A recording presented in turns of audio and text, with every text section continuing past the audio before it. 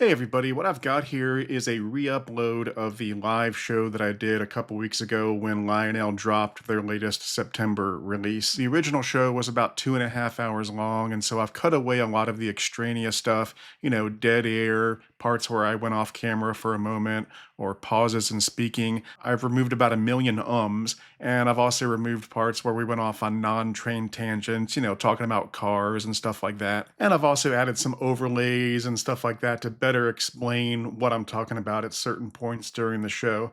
So it's down from 2.5 hours to right at 1 hour. At any rate, here it is. I hope you enjoy it and let me know what you think in the comments below. Let's get started. It is Wednesday, September 10th, 2025. And of course, the reason I'm doing this show is because Lionel dropped their September release of some new catalog products.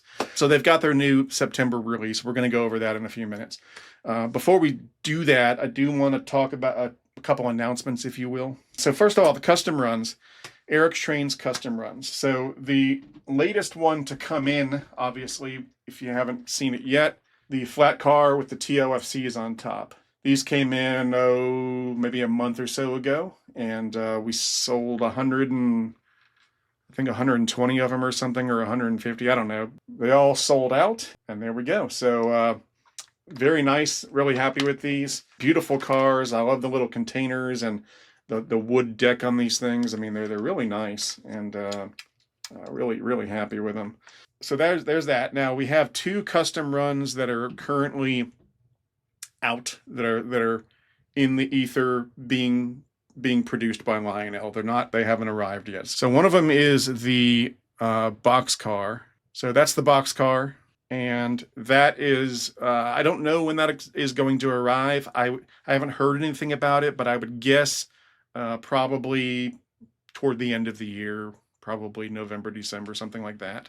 So if you order one of these box cars, I don't have an update, but probably sometime by the end of the year, I would think. The other custom run, of course, the Appalachian Mountaineer, which is here. That is currently in production. Lionel, I found out from Lionel that they are the Hudsons, all of the Vision Line Hudsons are currently in production, including this one, and they're expected to ship out of China or Vietnam or wherever it is in about 2 weeks, which means they will probably arrive here October, November, somewhere around that, maybe December. Usually it takes about 2 or 3 months once they ship for them to arrive. So probably somewhere October, November, December. We'll see. If I had to guess, I'd probably say late October or November. So just be aware that they are in production and will be on the boat soon. That should be a lot of fun when those arrive. And I talked to Ryan at Lionel yesterday about the custom sounds on that, because it's a Vision Line, so you do have road name specific crew talk, road name and road number specific crew talk. So they recorded some, and I was a little worried. I was like, I hope they don't say Appalachian and Western. I hope they say Appalachian and Western. So I contacted Ryan, and he told me, yeah, we already did it, but instead of saying, we didn't want to risk mispronouncing Appalachian, so we just said A&W number 628, and for Appalachian and Western. So that's fine. I was like, okay, that's fine. So when you get it, it'll say A&W 628, blah, blah, blah, blah, blah. The road name specific crew talk on there. Maybe on a future one, we can get it to say Appalachian and Western, or maybe on a future one, I can get to record it myself. I don't know, but we'll see. So that's the Hudson. We've also got the Atlas passenger cars that are out there that everyone ordered. And those, I don't know, I haven't heard anything on. With Atlas, it'll probably take quite a while, probably next year sometime. I would guess probably maybe next spring, something like that. Spring of 26, summer of 26, something like that. So that's all the custom runs. And that's a 4-car set that we talked about last time. And there it is. If you want to order one, I think it's too late. I don't think you can order one now, but there they are. So those are the custom runs that are out right now. And then we've got upcoming ones based on the catalog that Lionel dropped today. So something I've been wanting to do for a long time as a custom run. We almost did it when it was out last time in 22, but we didn't, is the Lion Chief Plus 2.0 060T steam engine. They look like this. Everybody knows what these look like. right here. This is an Alaska one that I got from the last run they did in 2022.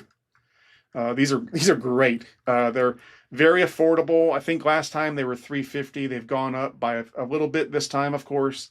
I think they're $369 or something now, but still, as far as Lionel steam engines goes, incredibly affordable. And so we are working on a custom run Eric Strain's 060T. I've got some pictures to show you. So this is a rough mock-up. This is by no means a finished artwork. So basically what I did is I took the Alaska version and I've been tweaking it just to give you an idea, but it'll probably end up looking a little bit different than this. I'm probably going to try to match it a little bit to the Vision Line Hudson. So I'll probably make the cab, the whole cab red and the domes red and stuff like that. I don't know if I'll be able to do anything on the wheels because those are kind of like these shiny, different kind of wheels than most engines have. So probably have a red cab, red domes, and then chassis will be there on the back there. And then on the very back, you can't see it in the rendering that Lionel did, but on the very back right here, probably is where I'll have the slogan of the Appalachian Western, which is from the mountains to the metro. And that'll be along the back of the little tender, right, of the tender right there. Hey, this is Editing Eric cutting in to let you know that this 060T is now available for pre-order at Legacy Station. The pre-order price is $369.99. You only have to put 10% down now, and then you can pay the rest when these arrive. And I would expect these will arrive at some point in late 2026. We have to sell 100 of these in order for Lionel to make them, so I need everybody to help out. Every order counts, and hopefully we'll be able to get this made.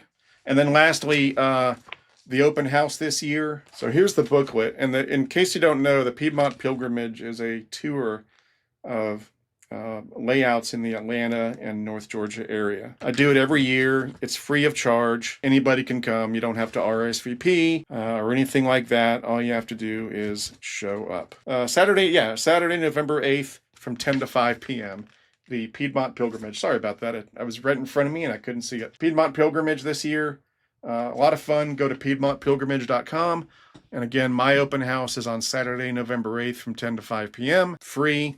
Show up. You don't have to RSVP. Go to the website. You'll get driving directions, all that stuff. And that's it. All right. So now let's get to the matter at hand. Now that I've been running my mouth for 26 minutes, let's get to the matter at hand, which is the new Lionel release. There's Joker's Trains. Joker is moderating tonight, so everyone thank Joker for doing a good job moderating. We're going to go through this, and this shouldn't take long. I don't want to dwell on everything. Now, the funny part about these catalogs, it's so funny. You know, my friend Ben's Trains, we text on almost a daily basis. We've become really good friends, and he was so funny today. He goes, 10 a.m., the new catalog drops. 10:01, people start complaining.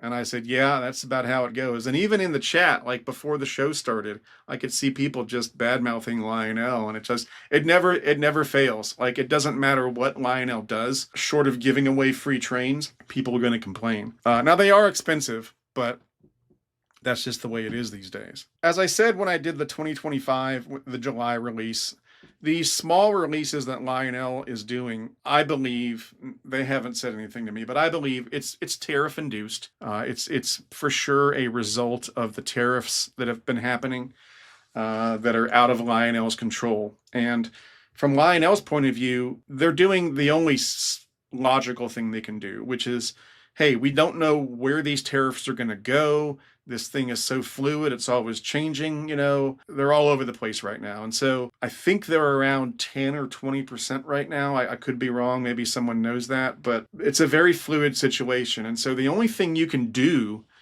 in that situation is do small releases throughout the year so that you can adjust to what the tariffs are doing and what the production situation is. The other thing you can do is move your manufacturing somewhere else that maybe has better tariffs. My theory is that's what Lionel's been doing as well, is they've been doing the small releases to sort of gauge what the tariffs are doing from day to day.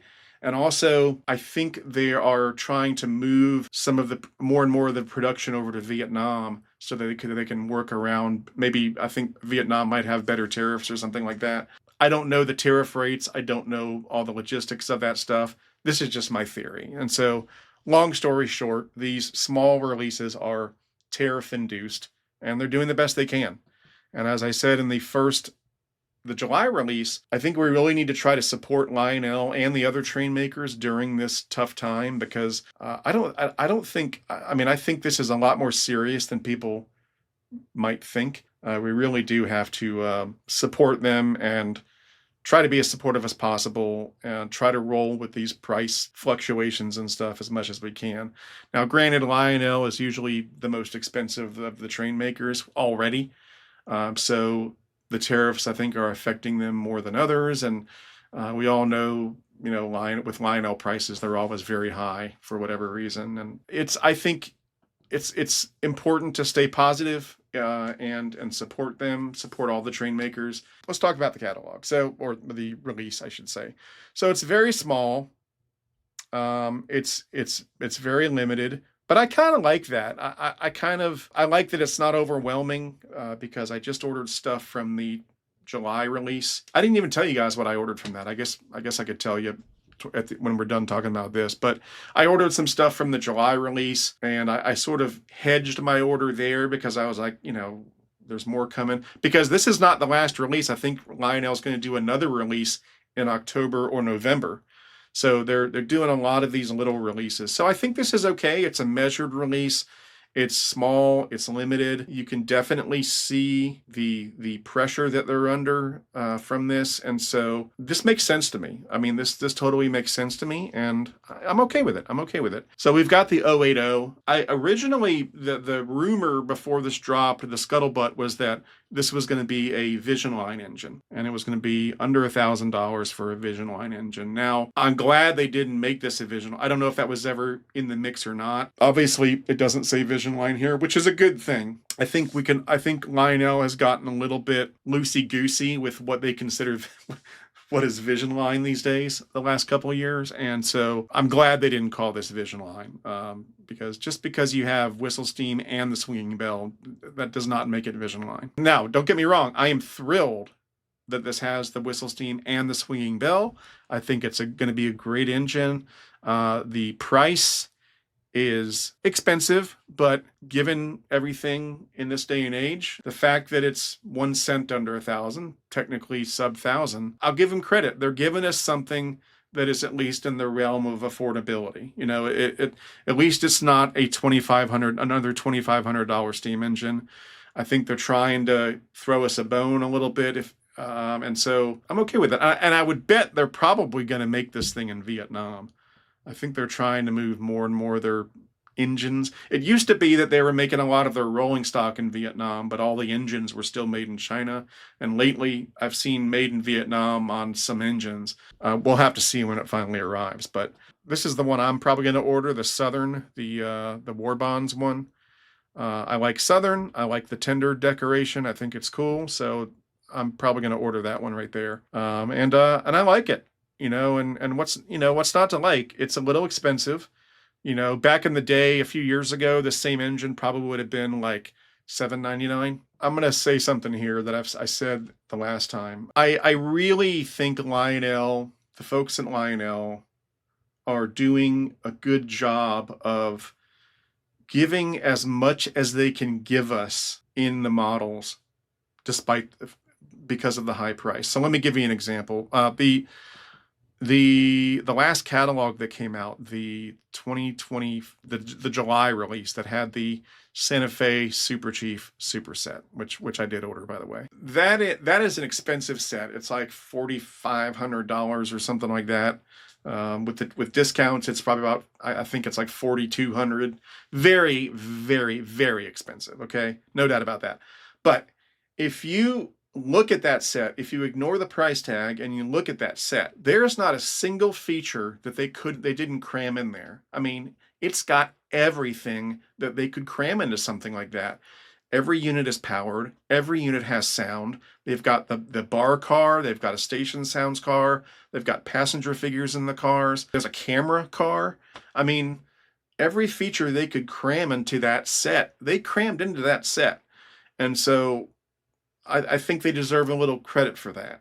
And so when you look coming back here to this, yeah, it's not it's $1,000 for an 080, which is pretty expensive, but they put whistle steam and a swinging bell in there, you know? So they tried to cram some extra stuff in there just to give you as much as they could for the money. And so I think they deserve a little credit for that. It's easy to just focus on the price tag and just poop all over them because of the price tag. But if you actually look at the features, they're doing their best to try to at least give you a lot of stuff. It's kind of like the cars these days. Moving on, we've got the ET44s. We're really excited to see these. Someone asked me today, when the ET44s were going to arrive, because as we all know, they announced some ET44s. I think it was last year, was it? And they haven't arrived yet. Well, the fact that they're announcing them again, I think that means that they haven't gone into production yet. So if I had to guess, it'll probably be sometime next year that we see the ET44s. Maybe I'm wrong, but probably sometime next year. But I like these. These are really cool. They've got a Canadian national. Looks great. I think these all look great. I definitely want to get one of these. I'm having a hard time deciding which one. Yeah. Someone says, but Eric, not everybody's rich. I'm not rich either, guys. I don't know what makes you think I'm rich. I'm not rich, but I'm not talking about being rich or poor. I'm talking about companies giving you, yeah, they have to charge you a lot, but they're trying to give you a lot in exchange for that, and so I think Lionel is having to charge a lot for these engines for whatever reason. Yes, they are expensive. Not everybody can afford them. That's true. But if you can afford it, they're at least putting a lot of stuff in there to make it as feature packed as they can, so that at least when if you can't afford it, you're not saying, geez, I paid $1,000 and there's just whistle steam. I wish they had put something else in here. But at least they threw in the swinging bell to give you a little extra value, So the ET44s, I like them. They're cool. I like that EJ&E one. I've seen that paint scheme before, and I've always wanted to get it, and so I might pull the trigger on that one. Of course, I also like the Wisconsin Central and the Canadian National. So I'll probably pick one of these, and we'll see how it goes. I did order the original ET44, so if I have to cut something from this order, this might be it. But we'll see. Let me know what you guys think of these. I like that Area 51. That's kind of fun. And then we've got the National Limited. Are these the E8s? I think these are the E8s, aren't they? Just so you know, I just glanced at this early today. I didn't really study it in detail because I didn't want to sit there and, yeah, E8. So these are the E8s. They just did the E8s a few years ago, and they were fantastic. I love my New York Central E8s. Those things are great. They're fantastic, and so it's cool that they're bringing back the E8s. I think I think they'll sell well. If you don't have one of these Lionel E8s and you can't afford it, I would give it a try because they're fantastic. I love the ones I got, and I would like to get. Well, I'll talk about more about that in a second. But yeah, these are great. They got matching passenger cars. The passenger cars are going to be expensive. We all know that. The AA set is $1,300. I think last time it was $1,100. So we're definitely feeling the pinch here. But if you can afford it, these E8s are great. And we got more E8s. We got the Old Dominion. Looks great. And then we got my favorite, the Orange Blossom Special. So if I do get one of these E8s with the passenger cars, it's going to be the Orange Blossom Special. I love this thing. It looks great. I love the colors. I think it's really going to pop when it arrives. So I am super stoked about that. Again, I got to look at the budget and I may have to cut it. So, but if I can squeeze it in, I'm going to squeeze that in. So, and then we got the Louisiana Eagle. Very cool. And we got the Burlington, is that Burlington Northern executive train, I guess. That looks cool too. I mean, these all look really cool. I think they're giving us a lot of variety here. And then we got the standalone E8 AA sets. Pensy with that antenna. Wabash, Canadian Pacific. These all look great. And then we got the SD80s. Those are back again. I wonder if they fixed the fuel tank, because these Lionel SD80s, I think they're the SD80s. Are those the ones that always had that super high fuel tank with about a foot of space underneath it. So hopefully maybe they fix that. But I don't know if I'll probably skip the SD80s this time around. But these look great. I was kind of tempted to maybe order the Norfolk Southern just for old time's sake, since Norfolk Southern seems to be going away now. But they look nice, and hopefully they fix that fuel tank. You can't really tell in the artwork, but those things had some high fuel tanks. All right, and moving on, real quick, we got some exhibit cars, aluminum-bodied exhibit cars. These could be, I don't know what the deal is with these. Educate the public about their history. Those could be cool. I mean, they're aluminum bodied. I mean, that's pretty cool. I like those. What do you guys think about them? So yeah, the exhibit cars, I think those could be cool. I think this is Lionel. Okay, this is Lionel reusing stuff in creative ways. And I think they've been doing this for the last year or two, where they take something they've already made and they repurpose it for something that. So the exhibit cars, those are made. I think those are made just using the aluminum cars that they already did for the Hiawatha and stuff. And so I think they're just going to take those and repurpose them and make exhibit cars out of them, which is kind of cool. Kind of cool. Then we've got the cars with the auto frames. Haven't seen these in a while, I don't think. I don't think I have one of these, so I might get one of these. I've never had one. It's going to be a nice car with the wood base and the auto frames.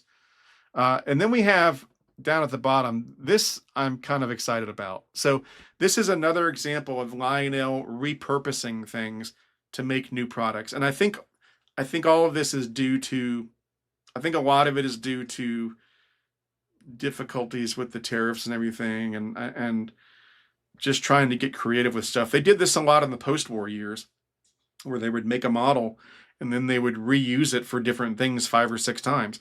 So here we have Lionel piecing together 2 things that they already have in the catalog. So they've got the flat cars up here. So let's take a flat car and put something else on it. Well, what else can we put on it? Well, why don't we put the reefers that we're selling a couple pages on, these line scale reefer cars. So why don't we take the bodies of those reefer cars and stick them on the flat car, and it's a car going back for repair. And it looks like they're going to weather it too, which should be interesting. I just did a video a week or two ago on the weathered hoppers that Lionel brought out, and they were interesting because they're only weathered on the sides and not on the tops and the bottoms and everything. So it'll be interesting to see how these look, but I applaud the idea. I think it's really cool. It's creative when you take other things in the catalog. You're saying we can only make certain stuff, so much stuff right now. Let's get creative and let's take stuff we've got in the catalog and piece it together to make something else. And I think this is cool. I like it. They did that with, it hasn't arrived yet, but I think in the 2024 catalog, they did a flat car with, they took one of those the solid rocket booster train. They took one of those solid rocket segments and made it into like a radioactive waste cask that's on a flat car, which I thought was ingenious. And so I really like it when they get creative and say, hey, we're not going to tool up anything new right now, but let's take what we have and mix it around and bring out something new. And so I think this is going to be really cool. So I am definitely going to order one or both of these. Now they're not cheap. They're $249. So they have a die-cast frame, die-cast trucks, operating couplers, wood deck, but they are weathered. The reefers can be made operational with the addition of the line scale 50 to. So they're basically kind of giving you almost 2 cars in one, which I think is why it's $250. And also the weathering. It'll be interesting to see if they're weathered really well, then I think that'll justify the $250 price tag a little bit. If they're not weathered all the way around, it might be a little bit of a issue for me. But I'm gonna get one. I think they're cool. I think they're interesting. They've never done it before, so I'm all for it. The $250 price tag is not fun, but maybe I'll just get one. We'll see. We got the return of line scale proper. And so we've got their hoppers, $280 for a 3-pack. I don't know if they have, they don't have the coal loads or anything. They're just empty. You know, it'd be nice if it was a little cheaper, but it is what it is. Then we got the reefers, the line scale reefers. I will probably get a couple of these because these are the X Weaver reefers, which I've always loved. The X CMP Weaver reefer cars, which I just adore. I've got a million of them, and I just love them. And so I will definitely probably I'll definitely probably get one of these. They're $99 a piece. And then here we have the 060s that we were talking about earlier. So again, we're going to do the custom run. Assuming we can sell enough of them, we're going to do the custom run Appalachian and Western version. I would order a Central of Georgia version, but if we are able to sell enough of the Appalachian and Westerns, I won't get the Central of Georgia. If we don't sell enough, I'll probably get the Central of Georgia and call it a day. So I like that Southern Pacific too. That's really cool. I like that paint job. And again, these are, what are these? $369, $370. They were $350 back in 2022, so they've gone up by a little bit. But then again, so has the price of everything. And then we're into the semi-scale stuff, you know, the passenger cars, box cars. This is stuff I usually don't delve in just because I do scale, but there's not a whole lot of it anyway. They got some passenger cars, they got a couple box cars, the Bluetooth speaker car. You know, if it's a good speaker in there, it could be kind of fun. They ought to do that with a scale car. They ought to make a scale box car with a nice speaker inside. That would be cool. Although you could do it yourself. I've done it. So, and they got some buildings. These look like XMTH buildings. And then they got some Wings of Angels, and I don't know what this is down here. Boston and Maine Railroad 190th anniversary boxcar. So, and that's it. So it's a really brief offering. Not too complicated, not too much stuff to, think about. And I don't mind that, especially knowing that there's another release coming in October or November. I think this is fine. I don't have any problems with it. So yeah, I like it. I'm sure everyone's going to be complaining and about the prices and what they didn't do and all this stuff, and it's just, the prices are what they are. Upper end O-gauge stuff has never been super cheap, even back in the day. The top end, the top tier stuff has never been, if you adjust for inflation and everything, it's never been super cheap. Now, what has been more affordable is this semi-scale stuff and the starter sets and stuff like that, and stuff like the 060T. I think this, even though it's gone up to $370. I think it's still reasonably affordable. There are options. There are more budget-friendly options, but unfortunately, a lot of the stuff is getting really expensive, especially the top-tier stuff, and it affects everybody. I mean, it affects me too. I'm in a position where I have a good career, and Lisa has a good career, and so I'm able to afford stuff, but there's limits. I mean, I can't afford everything. So even me, I still, no matter what your budget is, everybody I think is having to make sacrifices, unless you're just a gazillionaire where you won the lottery or something. Everybody's having to make concessions. Someone says, Datafied says, I think the growing concern is if Lionel is the premium brand, then it should warrant a premium cost if it lives up to it.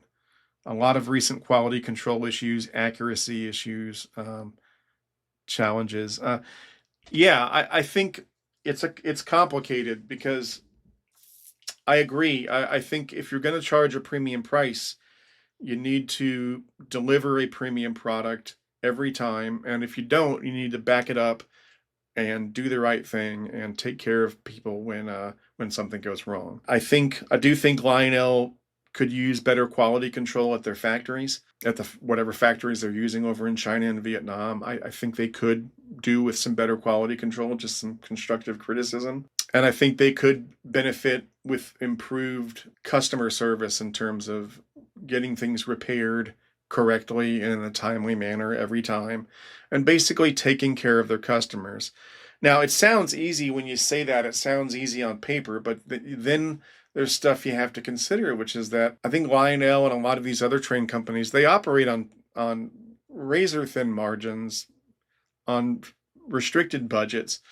And so then it's like, well, you know, if we make a mistake on 200 engines, do we have to send all 200 back to China to get done again? That's going to be really expensive. I'm not defending that. I'm just saying if you're running a business, there's a lot of things that, all of that stuff costs money. And, I don't know what their finances are, but nothing's ever as simple as you think it is. You think, oh, just have quality control. Well, it's probably not as easy as you think it is. And it's probably more complicated than you think it is. It always is. And things are never black and white. It's never, anything in life is never black and white. I think these days, I'm philosophizing a little bit, but I think these days, so many people classify things that happen in life as either one extreme or the other. It's either black or white, day or night, and it's never like that. You see it in politics all the time where people are so divided, they're so polarized. If someone's on the left, they can't possibly think anything that comes from the right is right at all, is correct. And if someone's on the right, they don't think anything that comes from the left can be insightful or correct, which is never the truth. Just because someone's a Democrat or a Republican, that doesn't mean that every idea they have is bad or good. It's a mixture, there's gray areas. It's never what you think. It's never as clean cut as you think. I think clean cut makes sense to people. I think it makes life easier to think in clean cut things, either right or wrong, either do it right or, but it's never that easy. And it trickles down to everything in life, including manufacturing trains. And it's never as simple as you think it is. People say, why don't they make the trains here in the States? Oh, just move the factory back here to the States. It's not that simple. You just can't do that overnight. I just can't do it, period. If they could, they would. It's complicated. Everything's complicated. And so I think it's always good to take that into account and understand that it's not as simple as it seems. It's not that someone's sitting back at Lionel laughing with a cigar in their mouth saying, ha ha, we've pulled the wool over their eyes again, and they're dumping bags of money on their table and saying, ha ha, we fooled them. It's not like that. So it's, I think Lionel has their problems. I think they could improve quality control. I think they could improve the customer service and taking care of problems when they occur. But that's easier said than done a lot of times.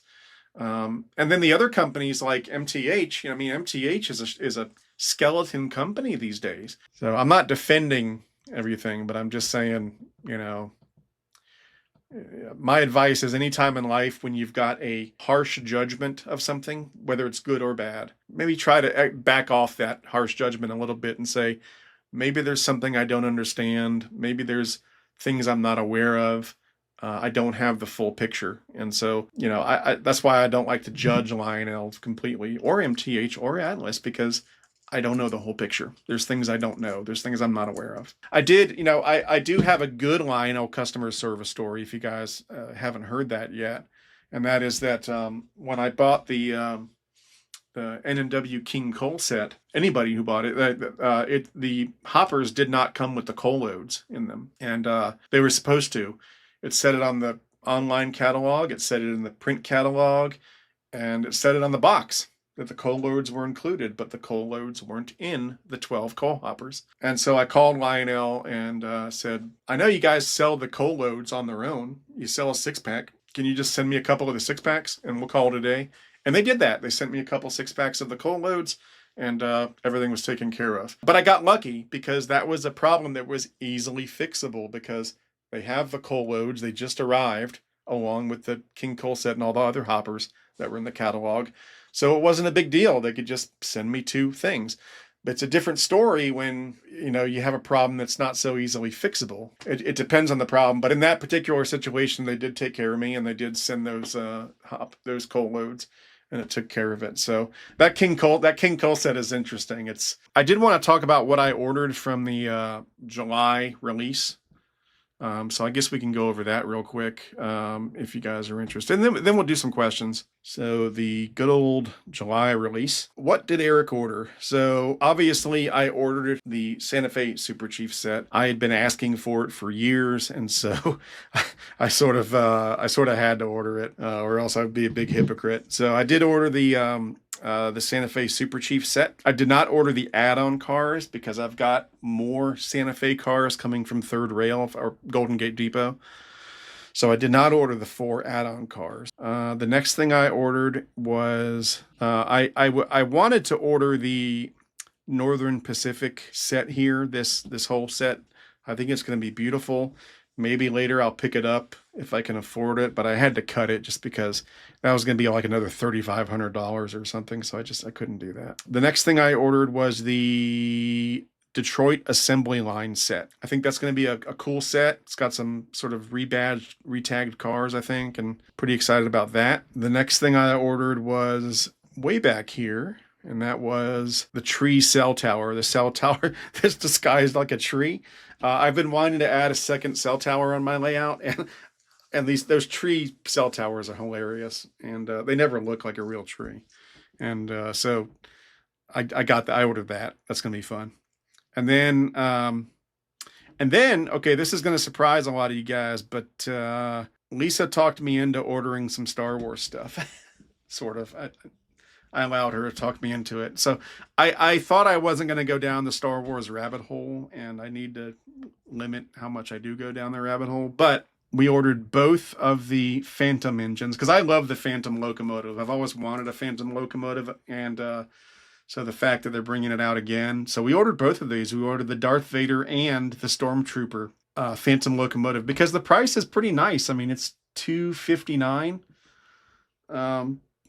I thought that was fairly reasonable for a locomotive. And so, yeah, we ordered both of those. And then we also ordered the R2-D2, the walking brakeman car, R2-D2ized.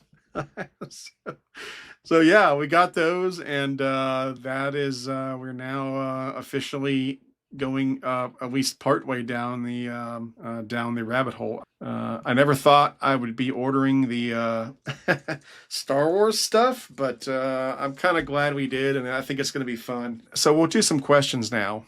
Someone says, what do you have on back order from MTH and Atlas?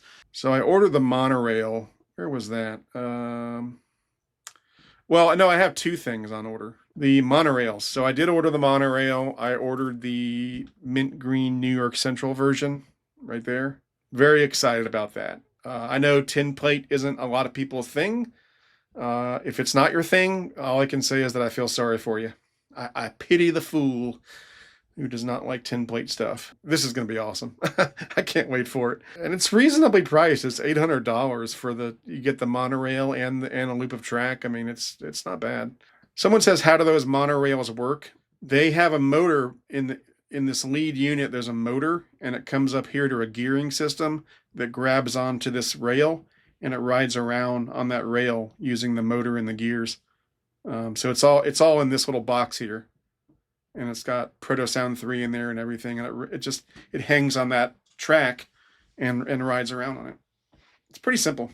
The Atlas auto carriers did arrive. I saw those over at Legacy Station. I did not order any of the new Atlas monorail Atlas auto carriers because I have all 20 that they did last time a couple years ago, and they're about 3 feet long. So I can't I can't fit any more of those.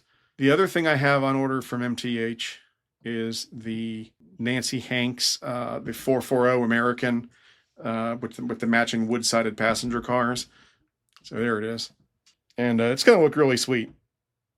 So I ordered that and the matching passenger cars that are down here. I think there's 4 matching passenger cars. So those are going to be really cool. I'm really excited about that.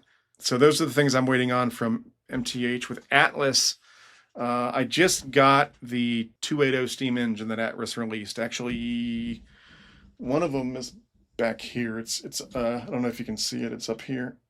That's the Chicago Northwestern. And then this is the Southern number 747 version that I still have to unbox.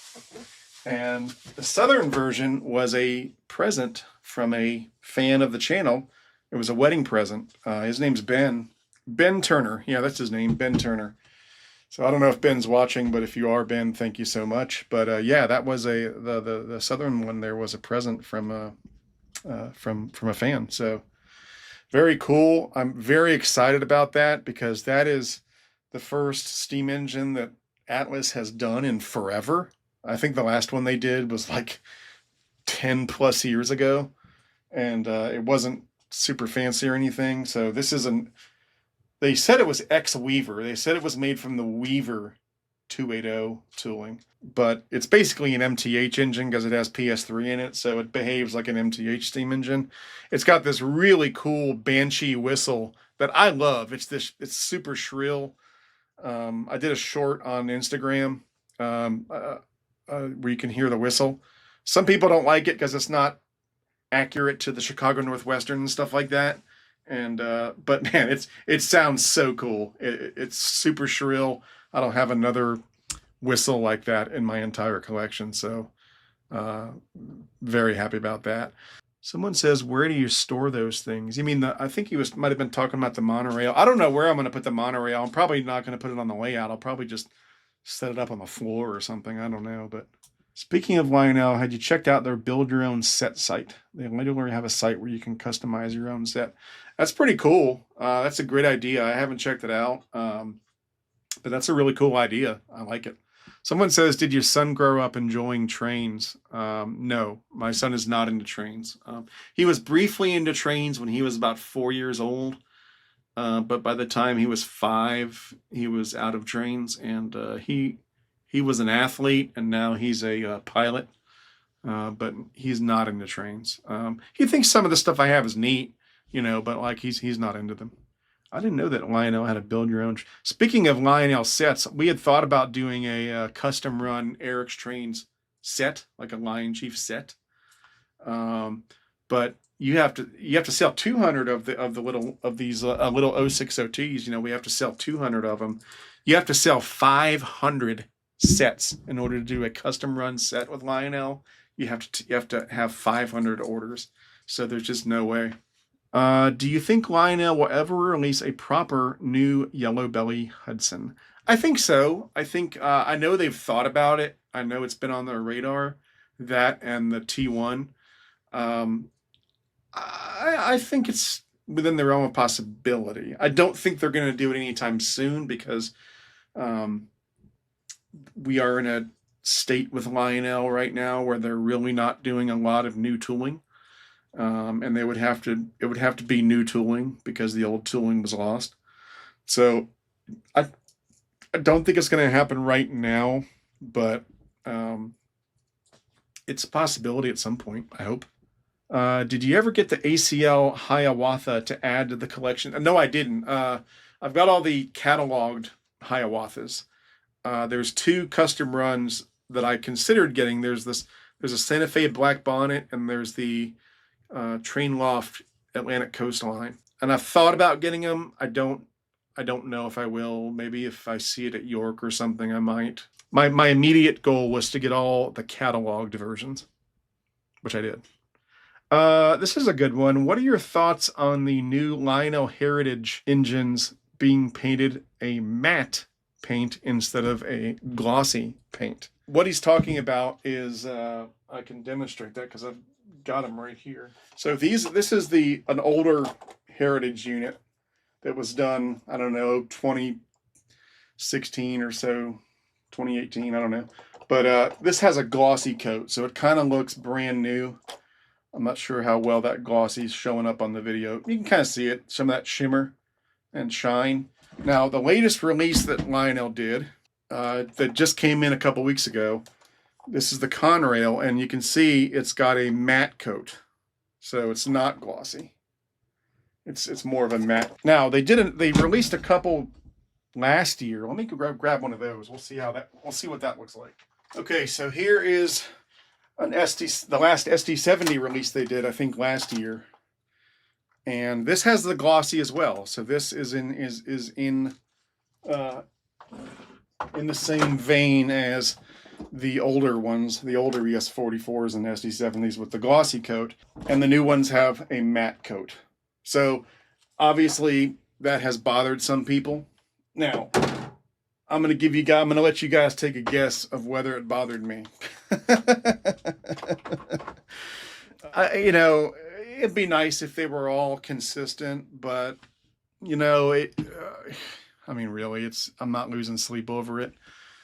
The real ones in the real world are in various states of cleanliness. They don't all look exactly the same all the time. So, it'd be nice if they had done the glossy on these ones. But I'm okay with it. And at the same time, some people don't like the glossy. Some people hate that glossy. So maybe they did that to please people who don't like the glossy. I don't know. I wish they had been consistent and just kept the same kind of paint, but they didn't. It's a matte versus a glossy. Yeah, it's you're either gonna like it or you're not gonna like it, and so I guess it's up to each person to decide whether it's a big problem or not. For me, it doesn't bother me that much. Here's another good question: how do the new GG1s compare to the old Vision Line GG1s? Well, I've got one of the new ones here, and I actually think these new GG1s are, so far from what I've seen and heard, an improvement over the old ones. The main improvement is right here on top. If you remember, the old ones had a seam that was visible. The old ones had a seam that was visible on the top here. Now, I didn't have a problem with it, but some people did. Well, in the new ones, there is no seam. They've gotten rid of that seam. So I'm sure some people are going to be happy about that. I'll show you what I'm talking about. If you can wait a second, I'll grab an older one. So here is the older one. This is from 2016, something like that. I don't know how well you can see that, but let's see. See if I can get the right angle. Might not be able to see it on the video very well, but there is a seam, a visible seam right here. And that is gone on the new ones. I think a lot of people are going to be really happy about that. Everything else seems to be the same. It's still got the arc effect. The only other difference I've noticed so far is that the smoke unit puts out a fairly constant stream of smoke. The older ones would only put out a little puff of smoke every few minutes. It would go psh. The new ones, it seems to be more of a constant stream of smoke, which I'm fine with. Now, a lot of people, the first thing people ask is, why would a GG1 have a smoke unit? Well, the reason is because the GG1s, the real GG1s, had steam generators on board for heat for the passenger cars. So they did have steam exhaust on the GG1s, and Lionel replicated that on the Vision Line GG1. So that's why they have steam. That's why it's not really smoke coming out, it's steam. So I think the new GG1 is actually an improvement on the old one, which doesn't always happen with Lionel. For example, I think the new Y6Bs, the Y6B that came with the King Cool set, the newest Y6B, I actually like the older Y6B better. Even though the new Y6B does have some improvements on it, the older one, I like the sounds better. They're louder. The new one, it's not as loud as the old one. I don't know why, but on max volume, You can't hear the whistle as clearly as the like when it's in a tunnel far away and you blow the whistle, you can hear it on the old one. The new one, you can't hear it quite as much. So I think the new Y6B is, in my opinion, at least so far, not as good as the old one. Pretty much, operationally, it's the same. They also improved. They moved the control switches to under the steam dome instead of under the engine, so that's more convenient. So they did make some improvements, but the sounds are not as loud. I don't know why. The same thing happened on the new Texas and Pacific. Some of the whistles, one of the whistles is really loud. The other whistles are not very loud. I don't know why that is. Someone says the new Y6B only has 4 chuffs instead of 8 too. Yeah, so I think something happened with their sounds. Like this Texas and Pacific, I love it, but one of the whistles is really loud, crystal clear. The other whistles are like half the volume of that other one. It's really weird. And again, that gets back to what Datafied was saying about if you're going to charge a premium price, you need to get everything right. There's no reason you should have the sounds not right on this. So I don't know what that is. Someone says, not really a question, but a title suggestion for the Hiawatha video. Too many Hiawathas. Yeah, that's not the title I'm going to use, but it's a good suggestion. It's not bad. Maybe I'll use it. Can't wait to see the Mega Hiawatha video. What's your top 2 on the bunch? Of all the Hiawathas, I don't know if I really have a favorite. They're all really good. The only thing I don't like about the Hiawathas is it's a little pet peeve is they all have the safety steam feature, which is cool, but it's not my favorite steam feature that Lionel does. Obviously, they couldn't do a steam whistle because there is no whistle on the Hiawatha. It's a horn. And also, they couldn't do a swinging bell because there's no visible bell. So they sort of had to do the safety steam. Safety steam is my least favorite because it can get a little annoying after a while because it automatically activates even when the engine's sitting still. And sometimes it can get a little annoying after a while. So you end up turning it off sometimes. But it is cool. Like, it is a cool looking effect. It just gets a little overkill after a while.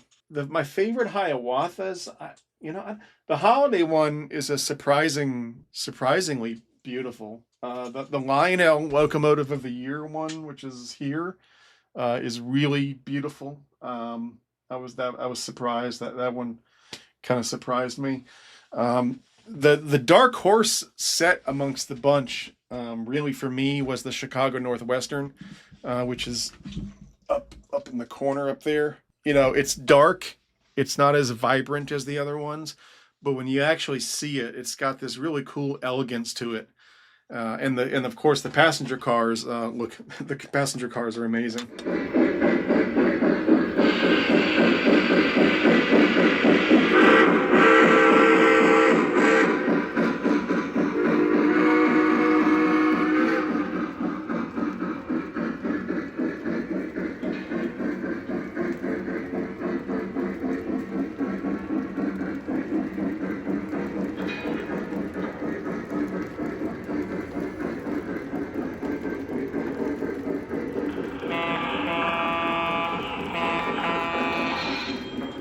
So I don't know. I like them all for different reasons. The Union Pacific one is cool. The Seaboard one is beautiful. I mean, they're all beautiful. I really like them all. I don't regret getting them at all. What is my favorite P42? I've got several. I've got a few of the Atlas P42s. I think this one.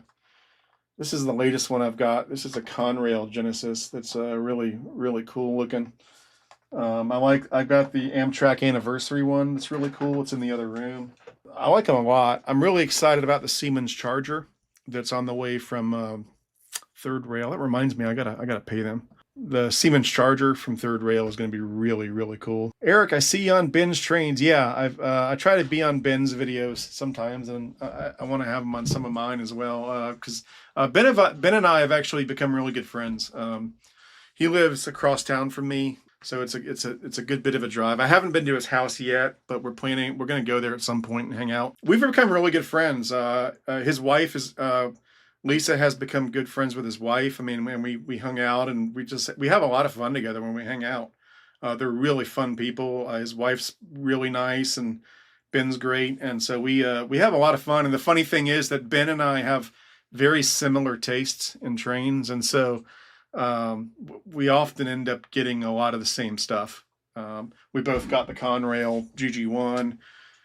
He's trying to talk me into ordering the Conrail Hudson from Brady's Trains, but I've already got several Hudsons on order, including my own custom run. So, but I'll probably cave in at some point and get that one. But yeah, Ben and I have a lot of the same taste in trains, and we like cars too. He has a channel where he reviews cars, so we can talk cars for hours.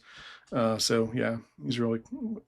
We've struck up a really good friendship. Have you run out of room to store trains yet? Well, I'm building this train vault, so that's going to allow for a lot of storage. I mean, for the first time in a long time, I've actually got some empty shelves, and more to come. So I haven't run out of room quite yet. Speaking of the GG1s, I love the American Railroad blue one behind you. The spark feature on the telegraph is not new. On the pantograph is not new. The old one had that as well. So that's not new. But yeah, this American Railroads one is, I love the blue, and the matching passenger cars are awesome. I've got all of the matching passenger cars. There's 10 of them in all. And it's awesome. I love it. It's awesome. I've got 6 GG1s in my collection now. I've got 4 Lionel Vision Line GG1s, an MTH GG1, and then I've got a MPC era Lionel GG1. So I've got 6 GG1s. So I like the GG1s. Eric, I have a question. Is it near impossible to make traditional 3-rail tubular track quiet? No, you can make 3-rail tubular track quiet. It's not about the track. It's about what the track is on. You have to mount the track on something that's going to absorb the noise. So if I was doing tubular track, I would put it on some rubber or vinyl roadbed of some sort, or cork roadbed. And then that would all go on top of homosote, which would then go on top of the wood. The track doesn't make it noisy. The track itself doesn't make it noisy. It's what the track is on that makes it noisy. How many trains are in your collection? I'm going to do an update video this year where I update the engine count. The last update I did was in 2023, and there were a little over 500 engines. That's probably up near 600 now. And then rolling stock, I don't know. I've never counted my rolling stock. If I had to guess, it's probably somewhere around 1,000 maybe pieces of rolling stock. It's a lot. Maybe 800 to 1,000 if I had to guess. One of these days I'm going to recruit Lisa and we'll do an inventory of all the rolling stock. But that's going to take a long time because there's a lot of rolling stock. What is your favorite pilot locomotive in your collection? You know, they don't do pilot locomotives that often anymore. But I did get one of the pilot Vision Line triplex, which was really cool. I really like the pilot brass hybrid Challenger that Lionel did. I have a pilot version of that. That's really cool. It's kind of gold, brass colored. So yeah, I've got a lot of pilots that I like. Garrett's been asking what your favorite steam locomotive is. You know, I really don't have. There's TKP. There he is. I don't really have it. I mean, I guess, are you asking my favorite real world steam locomotive or my favorite model steam locomotive? I don't know if I have a favorite. You know, I like them all. I like them all for different reasons. I can tell you which ones are not my favorite. The Big Boy is not my favorite. The Challenger is not my favorite. I like the Milwaukee Road S3 a lot. I don't know if it's my favorite, but it's certainly one of my favorites. I like Northerns. In terms of like wheel arrangements, kind of my all-time favorite is a Northern, like a 484. That's kind of my all-around favorite. The next Lionel release I heard is going to be either October or November. Has anyone done a Trackmobile lately? Lionel has a Trackmobile. I love the Lionel Trackmobile. Every time they bring it out, I usually get one. There's a couple that I still want to get. There's a Santa Fe that I want to get, and there's a Milwaukee Road I think that I want to get. I love collecting the Trackmobiles. I love them. They're great. But anyway, lots of stuff coming, working on a lot of videos, and thanks for everybody for showing up. Thanks for the donations from some of you guys. I appreciate that. I'm Eric Siegel. Thanks for watching. Stay safe, and I'll see you next time.